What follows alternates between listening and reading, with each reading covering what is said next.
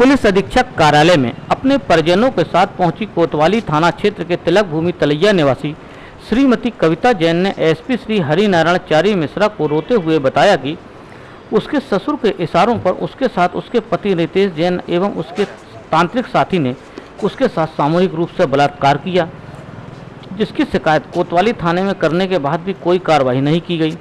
वहीं एसपी से आज शिकायत करते हुए महिला ने बताया कि अभी भी आरोपी उसको धमका रहे हैं। वहीं एसपी श्री मिश्रा ने आरोपियों की शीघ्र गिरफ्तारी करने के निर्देश कोतवाली थाने को दिए हैं। मेरा नाम कविता जैन है। जोर से बोलो बेटा, जोर से। मेरा नाम कविता जैन है। मुझे सोनल जैन के नाम से भी जाना जाता है। मेरी शादी 3.5 साल पहले दिनेश चौधरी के लड़के रितेश जैन से हुई थी। शादी के 10-15 दिन तक सब सही रहा, मगर उसके बाद ही उनका मारपीट और ताना देना शुरू हो गया। इसके दौरान उनकी निर्दयता से की गई मारपीट के कारण मेरा एक गर्भपात भी हो गया। उसके बाद मैं उनकी मारपीट सहती रही कि शायद वो सुधर जाएंगे, मगर उनकी मारपीट और व्यवहार में कोई परिवर्तन नहीं आया। मैं दोबारा गर्भवती हुई। मैंने अपने बच्चे के लिए उनकी मारपीट क्योंकि जारी थी, अपने बच्चे की सुरक्षा के लिए मैं अपने मायके चली गई। मेरे घर वालों ने उनके साथ समझौता करना चाहा कि अब कोई मारपीट ना करें, वे उनके साथ व्यवहार मेरे साथ वे अच्छे से व्यवहार करें, मगर उनमें कोई सुधार नहीं आया। मैं जब वापस भी आई तो उनकी मारपीट कुछ दिन बाद फिर शुरू हो गई और मैंने अभी एक बेटी को 7 महीने पहले जन्म दिया। वो पुत्र की लालसा में फिर मारपीट उन्होंने करनी शुरू कर दी। अभी कुछ ही दिन पहले उन्होंने 3 सितंबर को वो एक मुसलमान बाबा को घर लाए। मेरे ससुर दिनेश चौधरी जी, रितेश जैन मेरे पति और कल्लू चाचा, तीनों जन उस मुसलमान बाबा को घर लाए और उस मुसलमान बाबा ने उनसे कहा कि वे उनके सामने मेरे पति मेरे साथ संबंध बनाए, और जिसमें मेरे मना करने के बावजूद भी मेरे पति ने उनके सामने मेरे साथ संबंध बनाए, और जिसका मौके का फ़ायदा उठाकर उस मुसलमान बाबा ने भी मेरे साथ कुछ अश्लील हरकतें की, जिसका विरोध करने पर उन्होंने मुझे बहुत मारा पीटा। मैंने अपनी आबरू बचाते हुए वहाँ से बाथरूम में भाग गई।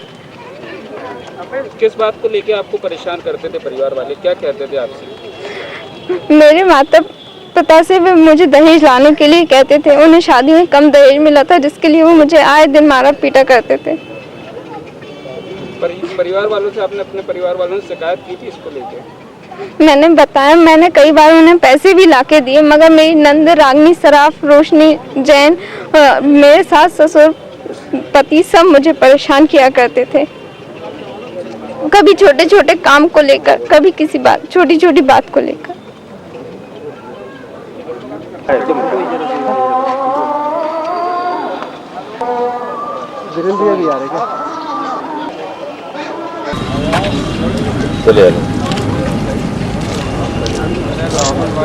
पीछे होना जरा, 8 मिनट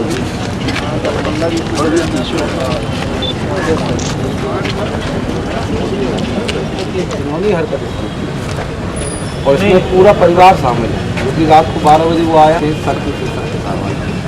और उसके बाद उसमें क्या कुछ राजनीतिक और कुछ लोग उस पर संरक्षण उसको दे रहे हैं। आपके पुजारी साहब या CSP साहब के दबाव में बनाए।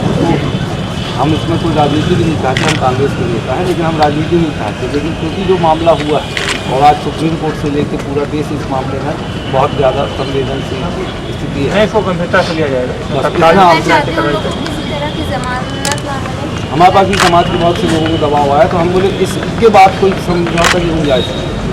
गलत गंभीर बात इसको दिया गया। इसमें धाराएँ भी बहुत सारी धाराएँ भी लगाई गई। अगर आप